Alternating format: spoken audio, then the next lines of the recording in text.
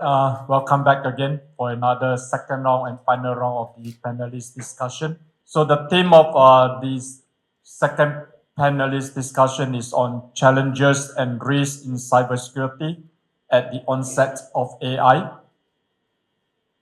Before I throw the questions to the panelists, anybody from the floor want to ask any question based on what they have presented?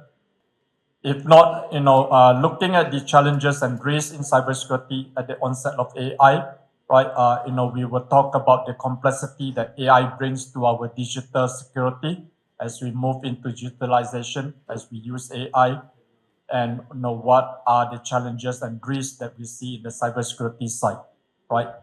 And to start our discussion, uh, I like to call upon, how do I pronounce your name, Rosen? Russell, yeah. You always talk about the three things, right? Yeah. So, I'd like to call upon you to help start the discussion. What are the three main cyber threats today, and how is AI affecting these threats and cybersecurity defense? All right. So thank you for that question. So uh, earlier in my presentation, actually, I already mentioned the malware installed in a phishing email. That's one. Another one is going attackers going through your credentials or compromised credentials. Number two, and the third portion is one challenge also could be by having AI. How did they come up with the conclusion of that detection?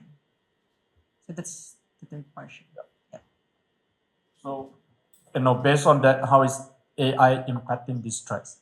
So, how do we use AI to either defense against a threat, or how does the attackers actually use AI to enhance the threats in this area? So based on the three C's in a SOC triad, having AI in your environment is you'll have a higher coverage or visibility across your environment. Second portion is how would you be able to know where did they came from, what are their targets, wherein having clarity in your cybersecurity or security operations center. Third portion is how can your SOC or security teams be able to have control with all these different threats going through your environment? Right. So she shared about the threats in terms of the malware and the phishing. We hear a lot about how AI has been used to generate malware, and how AI has been used to generate phishing emails that you can hardly detect these days because there's no spelling errors and all that. Right. Credential harvesting. What was the third one? Sorry, I didn't get the third one. Well, the third one, credentials. Yeah, credential harvesting, right? And she also shared about the having the visibility into your operations, and the clarity into your cyber operations, right? So those are the use of AI in your operations if you intend to use it, right? Those are the areas that you can explore, right? Any other views from any one of you? Go ahead. Yeah. Hello. Yeah. Actually, I agree with Mick or Mika. So just to emphasize on what you said about these threats. So using AI, so I mentioned about threat actors leveraging the power of AI, which is on the dark side. It makes the threat or attack more advanced, highly scalable, and highly performant, which means I think Richard also mentioned or shared from his slides the time that it took for them to develop malware is already very quick, right? So I think part of that is it makes the attack multiply further, and it basically on the cybersecurity side, it's hard for us to catch up. That's why I bring all of those good things that I mentioned, which is basically to effectively combat those threats. And part of that actually is the insider threats, right? So the moment that company enterprises allow the access for Gen AI applications, one of the threat there is the data privacy concern, right? So, how you make sure that you're able to prevent any sharing of sensitive information owned by the company, as if we talk about people using any cloud applications or Gen AI applications, they still prone to human error. It can be still shared by accident, by mistake, right? Or even with a malicious intent, right? So yeah, I just wanted to add that insider threat is also part of w- using AI. Definitely hard now for us to catch all of those cyber attacks. Okay. Right. Thanks. So, with AI, with the use of AI, attackers are now creating malware that's more advanced. They are becoming more advanced in their attack, right? They're becoming more scalable as well. And it's very difficult to actually catch these attackers because the attacks are now more complex and more advanced, right? So it's very important for us as organization to put in place strategies and as we put in place our strategies, it's important to integrate our AI mindset or AI component into our cyber strategies, right? But what are the specific challenges when organization try to do that? When organization try to use AI and actually put the use of AI, integrate AI into their cyber strategies. So what are the challenges that organization will face? Anyone? Yeah. Yeah, hi. Yeah, I mean, most of the challenges that we're seeing, no, particularly in our space, we're seeing that as part of my presentation earlier, we're seeing already multiple variations of AI models that are already being used for malware purposes, and a huge amount of that of the good AI applications can also be converted to help threat actors do those bad activities. No, so in terms of early adoption, cybersecurity organizations or teams needs to um, get or plan accordingly. No, how are they going to approach cybersecurity alongside the adoption of AI in their organization, and um, through the use of specific strategies like platformization, they can also help further reduce the additional burden that this new AI technology is basically putting into the or increasing the attack surface that we already uh, have. So you discuss a bit about early adoptions of AI in the company strategies. Anyone else have anything to share? Um, Maybe we go to Sarah, right from Post Point. Yeah.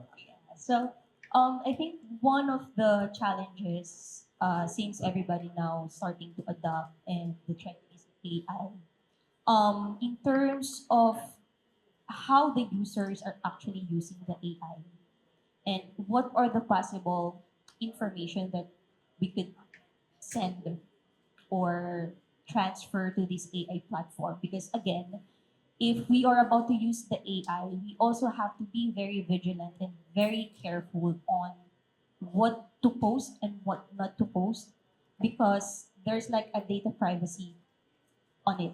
Like, so AI is like we use this for productivity, for effectivity, and for efficiency.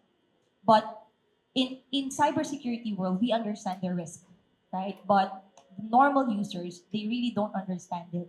So we have to be very careful and we let these people understand what are the possible risks that might impose if we are about to use these AI platforms.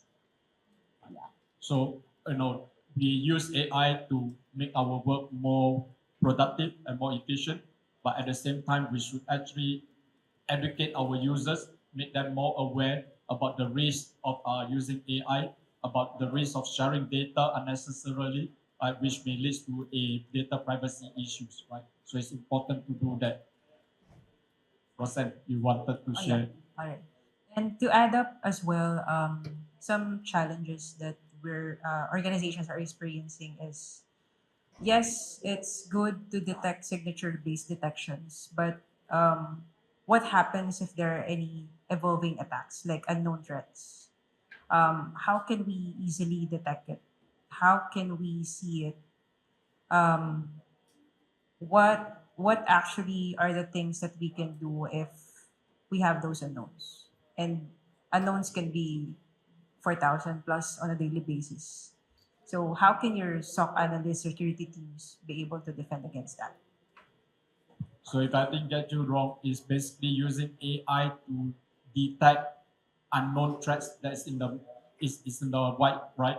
So because they don't have signatures, so it's very difficult for the tools that you have to detect the unknown signatures, right? So that's where the AI component will come into play, right? Anyone else? Yeah, I think if I understand correctly, the concern is what are the challenges if we incorporate AI to every cybersecurity solutions or systems? Common question that our customer actually been raised to us, being a cybersecurity vendor, is one, if there's any customer data that basically been used to train all of those machine learning model algorithms or AI, right? So because obviously this is a concern in terms of the data privacy, right? And it's important that the AI systems in the cybersecurity solutions should be able to use a quality data for its training from the threat intelligence, right? So here in our company, we're not basically using any customer data, right? So the standard de facto is making sure that the AI systems within the cybersecurity solutions basically complying with those security standards as part of the GDPR, right? So it should be aligned, right? So common challenge, of course, is basically making sure that these AI systems on our side is secured at the same time, aligning or applying the data security privacy policy. So we hear a lot about, when you want to use AI, it's important to train the AI, and to train the AI, you need data, right? And you need to ensure that the data that you use uh, is not sensitive data that you push into your AI model, right? So we have to ensure and educate our users, right, and develop policies within the organization to ensure that our users again understand the importance of sensitive data that is being pushed into the AI model, right? Now, we hear a lot about all these security issues with AI. All these security issues will be evolving, right, as we use AI. But at times we still use old technologies, like we talk about. Derek, you talk about uh, the one-time password being phased off, right? So being a Singaporean, right, we use a lot of one-time password in the past. We have different digital pad and all that. But you shared about we are phasing out the one-time password. What is the reason behind that? Yeah. Okay, all this started with the regulators. The regulators is facing a very big issue like what the onset of AI, but it's not we using it, it's the dark side using it. So you're facing the malware that is moving along that infected your internet banking, your mobile banking, and swiping out your bank account so fast. Now, what should, as a regulator, do if you think a bit harder? All you know is that, okay, it's because they are compromising your credential. I think Hussein has talked about. They have access to your credential, and that's why they can log in and they can wipe it out. But with the AI in the malware that's infecting your devices, the regulators have to come back to the drawing board and say that, do we fight this with AI again? Maybe someone is using AI and then you try to go same level as AI.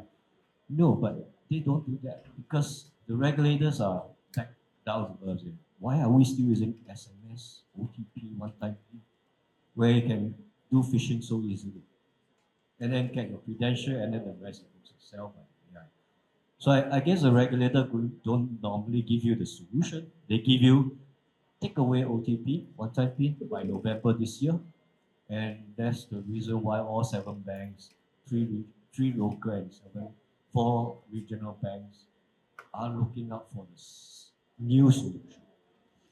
Now, they are not given the answer, but MAS is very clear. You have to solve the malware issue using AI. But basic, you need to solve the phishing first. If you don't solve the phishing, you can't move to the AI solving. So I think we are overwhelmed with the solution. That's why Ubico is all the while be talking to them. Because the only way to do that, go back to old school, NIST said there's only two solutions that can solve it, which is smart card or fiber. Thank you. Right. So what Derek has shared is, all technologies that we use often work in the past, right? But because of new technologies like AI coming into play, may affect the efficiency and effectiveness of the old technology that we have, right? It's therefore important for us sometimes when we use old technology to actually reflect on the effectiveness of the old technology, given what is the emerging technology impact, right? And then review whether there's a need to replace the old technology. In this case, we are actually replacing the OTP technology that has been used for decades, as far as I know, right? So it's important for us in your office, if you're using old technologies, you have to decide whether you will still continue to use it or have AI actually impacted the effectiveness of the technology that you have in the office, right? Now, but as you try to replace or use the AI to enhance the old technology, we also have to be very careful and ensure the responsible use and ethical use of AI, right? Especially again, coming back to sensitive data, right? So what measures should organizations take to guarantee responsible use of AI? How to well, I mean, we shared about setting up policies, right? Besides setting up policies, what other things do organizations have to put in place to ensure the guarantee, to ensure that uh, AI is being used ethically and used effectively? Yeah, I think it starts off with having visibility of the AI application that your users are typically using. So by gaining information on what certain applications your employees or users are using, you can tweak your existing security policies or processes into providing more controls on whether those applications are sanctioned or not, and basically provide the protection that you need for embracing those AI applications. Yes, And Shira? just to add, I think one of the security measures that we need to impose is that maybe it's time for us to like visit or revisit the cybersecurity posture that we have in our environment, because no matter what tools or solutions that you have in place, if it's not been utilized properly, it will not really make sense. So maybe you can start with like the process.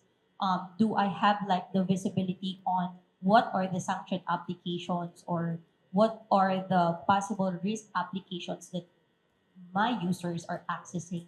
Maybe you can start from there, and then you have like your roadmap or your journey on how are you really going to protect your environment, and um and then from there you can be able to like apply or enforce controls if you are really about to adopt the AI, because AI is like something that again make the users become more productive, but again we have to be vigilant, and there's always a boundary, right? There's always a boundary when using not just the AI, but any other application. So we have to be very careful. We need to educate our users again on how are they really going to use such application. So Richard talked a bit about tweaking the policies, right, as we use the new technologies, and Sarah, you shared about looking at again re-educating the users, but more importantly, understanding what are the assets that you have in place, right? Because we cannot protect all our assets, but it's important to know what are our critical assets that we need to have in place. What are the assets that are actually used or systems that are using AI, right? That is critical. Right. So those are the key points that you need to bear in mind. Again, as you go back to your organization, if you want to adopt AI, some of the framework or some of the process or steps that you need. Right. Now, of course, when we put all these AI strategies, emerging strategies in place, we cannot do without the right talent, right? We need the right competency. We need to have the right skills. But what are the kind of skill sets that are essential to ensure that when we implement AI, our AI solution is successful and effective? So what kind of skill sets do you think that we need to have? Um, that's actually a good question. So, in terms of the skill set and adoption of the AI, it's actually a mixed skill set that we need to really apply. So that includes like the technical skill set for us to be able to properly utilize the solution in place.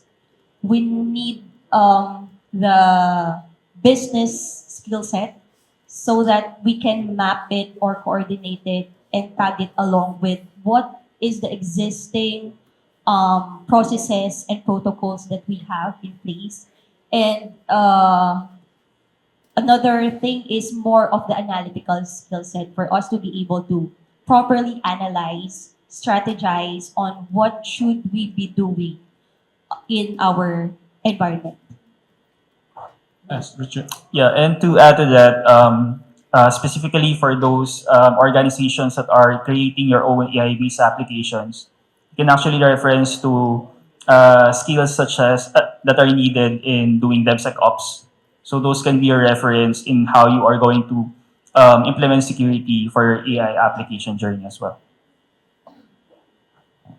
Yeah, so I think Richard mentioned about the development side of the AI incorporated to the cybersecurity. So it's important also to make sure that part of those AI development team should have a robust understanding and deep security principles. Because again, this AI model should be with security and by default with security and with privacy, right? So which means we need also people like doing the security researchers, to continuously basically innovate any defense mechanism within those AI models to prevent any attacks going to these AI models. Yes, Derek. Yeah, just again sharing. In my country, Singapore, the toughest school that you can enter is actually AI, and another group is cybersecurity. They don't mix. You don't study both together. So, with the context of what kind of skill set, if you study this and it's so hard to get in, right? And if the other guy studied this, there is a combination of both is best. You have to learn both. But I think from the real life situation, it's best to think like a hacker. What do they want to steal from you? Because if you combine cybersecurity is to protect yourself from a white hat. From a black hat, is that, all right, I want to penetrate. But I'm using AI to try to penetrate you. But I think all together, whether you're black hat, white hat, whether you're cybersecurity expert or AI expert, you have to know what they want to steal. But from where I talk to so many clients, I would say the government is very worried about the critical infrastructure. If the terrorists attack it, we may have no water to drink. That is the starting point for government. From the bank is about our bank accounts. If someone got their bank account wiped out, the whole reputation would be very bad. From any enterprise corporate people, any organization, they are most worried, you know what? It's not about PDB, your personal data. Because in Singapore, we actually have all our personal data in the dark web. If you forget a password, go there and check. It's there. So what happened is that most enterprises is only worried about one thing, ransomware, because that can cost hundreds of millions. So let's start from that point, and then we can start about the resourcing, and then very objectively what you want to solve, because the black hat is already there. Right. So you're sharing about, think like a hacker before you can become a good defender, right? So, it's like you want to catch a thief, you must be a thief before yourself, right? So, in the past, we always sort of hire the gangsters to be part of the police. Because when the gangsters become the police, they know how the gangsters operate and they can catch the gangsters faster, right? So yes, it's important to have that mindset. It's also important to have the technical skills as well as the analytical skills, right? Because without the analytical skills, we will not understand the requirements, right? And it's almost impossible to find a person with all these different skill sets, right? So sometimes, in your organization, you must have a mixture of both, right? A group of people who have both, not both skills, but a group of people who have cybersecurity skills as well as AI skills, right? And if you don't have, the other way to look for it is to outsource some of this development work, right? Like what Richard shared, right? We need to look at the development work, right? And you have to ensure that our developers have a security mindset as well, right? Understanding the security risk. Okay. Now I go to the chat. There is a question there from Aman. Is there already a guidelines in utilizing AI, especially on financial services? Anyone? Chito, you want to answer that?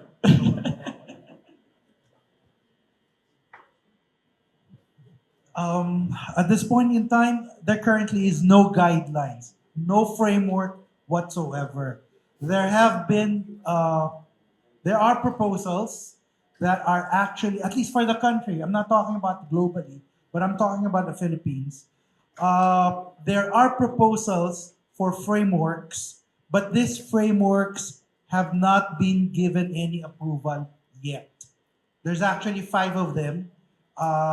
Actually, four institutions, but one institution has version one and version two. Version one has not been approved, and now they have a version two. Okay? Thank you. Thank you. It's kind of difficult to imagine how can you have version 2 when the version 1 is not approved. Right. Yeah, I mean, this morning, if you hear the lady from BSP, she spoke about, BSP looking at some of the framework, like it's not approved, but it's still work in process, right? That is only in the Philippines. But if you want to look for, ethical guidelines and framework, yes. Singapore, if you go to the Singapore Computer Society website, the Singapore Computer Society website, they actually have a book of knowledge where they share about ethical use of AI, right? I'm part of the Singapore Computer Society back in the past. That's why I got access to that book of knowledge, right? Even globally in the US, in Europe, there are already guidelines that is established by the US and Europe on the ethical use of AI as well, right? Okay, so Aman, hopefully that answer your question. And if you still need a copy of the guidelines, you can reach out to me. I can try to find one for you.